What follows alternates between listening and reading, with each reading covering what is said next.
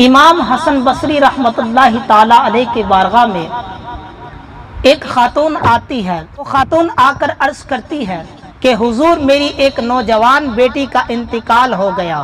امام حسن بصری رحمۃ اللہ تعالی علیہ نے ایک عمل بتایا، کہا جا کے کرو، خواب میں رات کو اپنی نوجوان بیٹی کو دیکھ لو گی کس حالت میں ہے۔ جب وہ خاتون سو جاتی ہے تو خواب میں دیکھتی ہے اپنی نوجوان بیٹی کو۔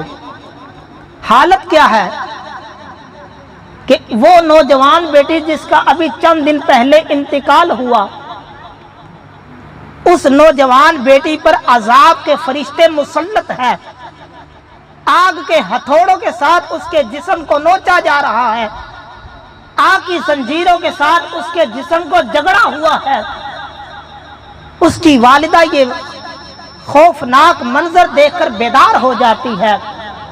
امام حسن بصری کی بارگاہ میں جا کر عرض کرتی ہے، حضور آپ نے جو عمل بتایا میں نے کیا، لیکن اپنی بیٹی کو بڑی بری حالت میں دیکھا، حالانکہ وہ بڑی خوبصورت تھی، سونے نین نقش تھے، ہاتھ سلامت تھے، لیکن عذاب میں مبتلا دیکھا۔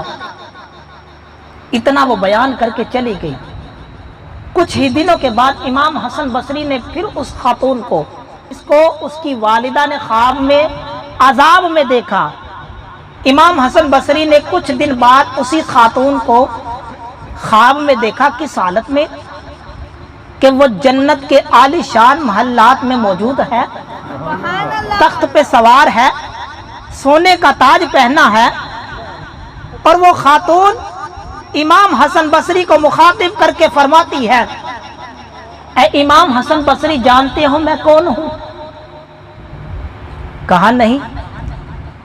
عرض کرنے لگی کہ میں اسی خاتون کی بیٹی ہوں جس کو اس نے عذاب میں دیکھا تھا۔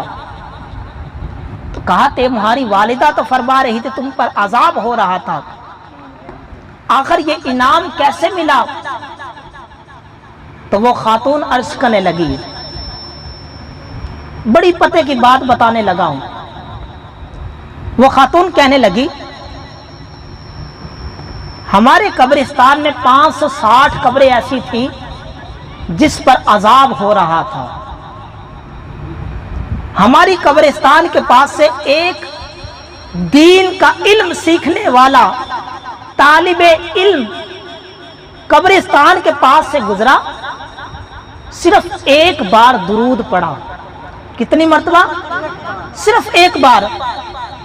وہ درود رب کی بارگاہ میں، وہ درود رب کی بارگاہ میں اتنا قبول ہوا، اللہ رب العزت نے 560 قبروں سے عذاب بھی اٹھا دیا، اور یہاں تک کہ جنت کے عالی شان محلات بھی عطا فرما دیے۔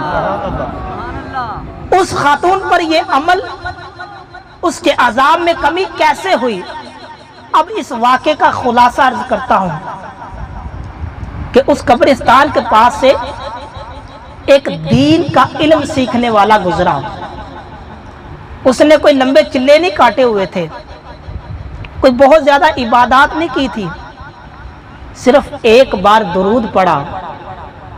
اسی لیے کہتے ہیں کہ دکھوں نے تجھ کو گھیرا ہے تو درود پڑھو، حاضری کی تمنا ہے تو پھر بھی ضرور پڑھو۔ اگر چاہتے ہو کہ حضور ہمارے خواب میں آئے، ہمیں جلوہ دکھائے، تو حضور کی ذات پر درود و سلام پڑھا کرو۔ محبت کے ساتھ ایک مرتبہ پڑھیے، الصلاۃ والسلام علیک یا رسول اللہ۔